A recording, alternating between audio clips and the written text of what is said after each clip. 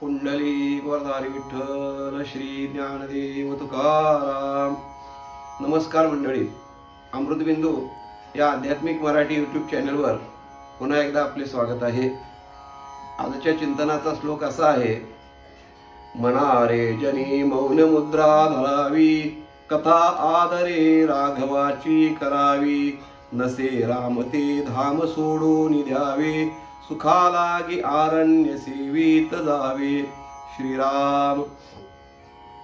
मंडळी, या श्लोकामधून समर्थ आपल्या मनाला सांगतात की हे मना, जनामध्ये म्हणजे समाजामध्ये वावरत असताना एक तर रामाविषयी बोलावं, नसेल तर मौन मुद्रा धारण करावी.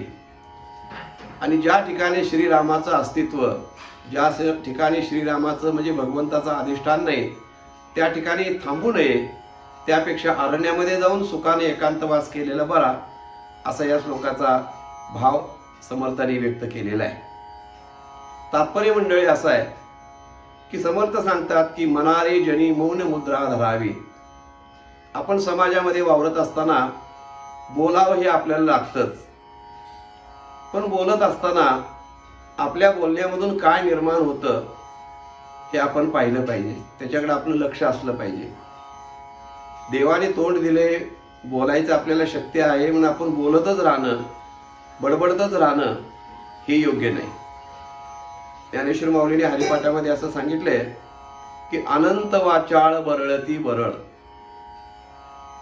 वाचा दिलेली आहे, बोलता येतं म्हणून बरळत राहणं हे योग्य नाही. काही माणसांना तशी सवय असते, निरर्थक बडबड करत राहतात. निरर्थक, त्यातून काही साध्यच होत नाही, निष्पन्न काहीच होत नाही. स्वतःचं हित होत नाही, दुसऱ्याचं हित होत नाही, वेळ तर वाया जातो आणि शक्तीही खर्च होते. असं बोलणं हे निरर्थक आहे. तुकाराम महाराज असं म्हणतात की मंडुकी वटवट तैसे ते गा. संध्याकाळ झाली की चिखलाच्या डबक्याजवळ बेडूक जे असतात ते टराव टराव टराव टराव टराव करायला सुरुवात करतात. ते सकाळी दिवस उगेपर्यंत त्यांचं चालूच असतं. काय साध्य होतं त्यामधून? काही साध्य होत नाही. ऐकणाऱ्याचे कान मात्र किटून जातात, त्या आवाजाचा कंटाळा येतो. हे असं निरर्थक असणारं बडबडणं त्या बेडकाचं जसं असतं तसं महाराज म्हणतात की बाबा रे, समाजामध्ये वावरत असताना कारणापुरतंच बोल, योग्य तेच बोल आणि स्वतःचं आणि दुसऱ्याचं हित होईल अशा प्रकारचं बोल. न पेक्षा मौन मुद्रा धारण केलेली फार चांगली. काही माणसाला फार घाण सवय असते. काय घाण सवय असते? आपल्याकडे एक म्हण आहे, शुभ बोलणाऱ्या. ही म्हण कशावरनं पडली? तर कोणीतरी नारायण नावाचा एक जुना म्हातारा ग्रस्त त्या ठिकाणी होता. त्याला नेहमी अशुभच बोलायची सवय. अमंगळ अशुभ बोलायचं, लोकांचं मन दुखवेल असं बोलायचं, वाईटच अशा प्रकारचं बोलायचे अशी सवय. लोक त्याला टाळायचे. तो समोरून आला की लोक रस्ता बदलून जायचे. का? तर चांगल्या कामाला निघालेलो असताना हा नाऱ्या काहीतरी वाईट बोलला की आपलं नक्की काहीतरी अपशकुनी असं वाईट घडणार असा लोकांचा एक समज, आणि तसं होतच होतं ते. आणि म्हणून लोक त्याला टाळायचे. सकाळच्या वेळी गहू पेरण्याकरता एक शेतकरी निघालेला होता. जमिनीचा योग्य वापसा आलेला होता, मुहूर्त चांगला होता आणि आज पेरणी करणं गरजेचं होतं. तेव्हा पेरणीची सगळी सामुग्री घेऊन तो शेतकरी निघालेला होता आणि नेमका बरोबर हा नाऱ्या त्याच्यासमोर आडवा आला. त्या शेतकऱ्याने विचार केला की आता घोळ झाला म्हणले. चांगल्या कामाला निघालोय, पवित्र कामाला निघालोय आणि आता हे भूत म्हणले आडवा आलं, काहीतरी वाईट बोलणारच म्हणले. आता तो काहीतरी बोलण्यापेक्षा आपणच त्याचं तोंड आधी बंद करावं. म्हणून तो शेतकरी म्हणला, हे बघ म्हणले नाऱ्या, तू आता एक शब्दही तोंडात काढू नकोस. मी तुला सांगतो की मी गहू पेरायला निघालोय, आज मुहूर्त चांगला आहे, आजच्या पेरणीवर पेरणी केली आजच्या मुहूर्तावर तर पीक चांगलं येणार आहे. गहू पेरायला मी निघालोय, तू मात्र काही बोलू नकोस. न बोलता जर माझ्या समोरून गेलास तर तुला अर्ध पोतं मी गहू देतो म्हणले, पण काही बोलू नकोस. आता त्या नाऱ्याने गप्प जावं की नाही? अर्ध पोतं गहू आपल्याला काही न करता मिळणार असतील तर कशाला बोलावं? पण तो नाऱ्याच होता. तो म्हणला, हे बघ म्हणले शामराव, तू पेरणाला निघाल्यास गोष्ट खरी आहे, पण गव्हावर कीडच पडली, रोग पडला तर मला अर्ध पोतं देणार कुठलं? आता काय करावं अशा माणसाला? म्हणजे बोलायचं ते बोलायचं, पण घाणच बोलायचं, लोकांची मनं दुखवतील असंच बोलायचं, अशी काही लोकांना सवय असते. तुकाराम महाराजांनी एक फार गोड अशा प्रकारचं गमतीचं उदाहरण दिलेलं आहे महाराज. तुकाराम महाराज म्हणतात, मांडवाच्या दारा पुढे आणला म्हातारा. असाच एक म्हातारं होतं की जन्मभर कधी चांगलं बोलायची त्याला सवयच नाही. आणि घरामध्ये नातवाचं लग्न ठरलं आणि सगळ्यांनी विचार केला की म्हणजे या म्हाताऱ्याला तेवढं लग्नाला न्यायचं नाही.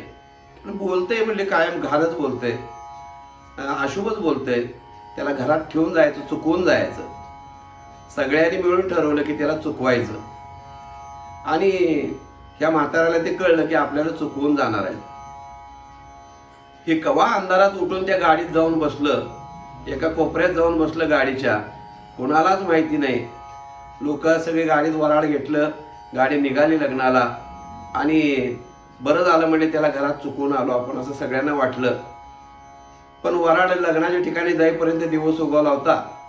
आणि सगळे उतरल्यानंतर सगळ्याच्या मागणं कोपऱ्यात बसलेले म्हातारं उतरले की सगळ्यांच्या कपाळावर आट्या, अरे अरे म्हणले, हे कसं काय आलं? बरं आता आलं ते आलं म्हणले, त्याला ताकीद करूया. सगळ्यांनी सांगितलं, बापू म्हणले काय बोलायचं नाही बरं का, तुम्ही गप्प बसायचं. आता आलाय तर आलाय, पण एका कोपऱ्यात गप्प बसायचं म्हणले. ते म्हणला काही बोलणार नाही म्हणला, चांगलं म्हणला पाठीवर खातो आणि मुडदा पडल्यागत, मरून पडल्यागत एका कोपऱ्याला पडतो म्हणलं. आता ही भाषा झाली काय? आणि गंमत अशी झाली, ते लग्नाला जरा इकडं तिकडं नवरदेव नाचायला याला त्याला जरा वेळ लागला, वेळ पुढं जायला लागला. आणि ते म्हातारं लोकांना म्हणायला लागलं, म्हणे आणा नवरी रांड, जाळा नवऱ्याचे तोंड. आता नवरी रांडला आणा की म्हणले, कुठं आहे ते? आणि त्या नवऱ्याचं एकदा तोंड जाळा की म्हणले, केव्हा तांदूळ टाकायचं, कधी जेवायचं? अशा प्रकारची भाषा बोलणारे घाणेरडे, ज्यांची मनच घाणेरडं आहे त्याची वाणी घाणेरडी असते. मनी वसे, जे मनामध्ये असतं ते मुखातून प्रगट होत असतं. म्हणून अशुभ बोलणारा मनुष्य जवळ नसावा असं प्रत्येकाला वाटतं. समर्थ आपल्या मनाला सांगतात की बाबा म्हणा, तू ही गोष्ट टाळ बर का. समाजामध्ये एकतर तुला बोलता येत असेल तर चांगलं बोल, गोड बोल, नसेल तर मौन मुद्रा धारण कर. मौनामध्ये फार मोठी ताकद आहे. आम्ही काय काय मंडळी अशी बघितलेली आहेत की ती फक्त कीर्तनापुरतं आणि प्रवचनापुरतंच बोलतात, इतर वेळेला तोंडातून शब्द बाहेर काढत नाहीत. अशी काही काही मंडळी आहेत, अशी काही माणसं आहेत. त्या मौनामध्ये फार मोठी ताकद आहे. ज्ञानोबराय म्हणतात, ज्ञानदेव मौन जपमाळा अंतरी, धरोनी श्रीहरी जपे सदा. ही मौनाची सुद्धा ताकद आहे. म्हणून समर्थ सांगतात की मनारी जनी मौन मुद्रा धरावी. आणि मग तुला बोलायची फारच हौस असेल तर मग काय बोल, तर कथा आदरे राघवाची करावी. श्रीरामाची कथा कर, भगवंताच्या गोष्टी सांग, महापुरुषांची चरित्र सांग. असं काहीतरी चांगलं बोल की ज्याच्यातून लोकांचा काहीतरी फायदा होईल, लोकांना काहीतरी ज्ञान मिळेल, लोकांना बोध होईल. अशा प्रकारचं बोल ना बोलायचं असेल तर. पण हे बोलण्याकरता मंडळी कुणाच्याही मुखामध्ये देवाच्या कथा येत नाहीत, कुणाच्याही मुखामध्ये देवाची चरित्र येत नाहीत. त्याकरता अनंत जन्माचं पुण्य आपल्या पदरी असावं लागतं. नाहीतर आपण चव्हाट्यावर गप्पा मारत बसलेली माणसं पाहतो, संध्याकाळी रात्री 9, 9:30 वाजता जेवून एकदा चौकात आले की रात्री 2, 2, 2:30, 2:30 वाजेपर्यंत गप्पा मारत बसतात. पण त्या गप्पांचा विषय सगळा काय असतो त्याचा इथं सांगण्यासारखं नाही आहे. सगळं तोंडातून येतं. नरक जो असतो तो नरक तोंडातून बाहेर पडत असतो. पण त्या ठिकाणी भगवंताचं नाम किंवा भगवंताच्या कथा चरित्र हे कधी बाहेर पडत नाही. महाराज म्हणतात की त्या माणसाचं तोंड म्हणजे संडासाचं कुंड आहे, ज्याच्या तोंडातून कधी चांगले शब्द बाहेर पडत नाहीत तो.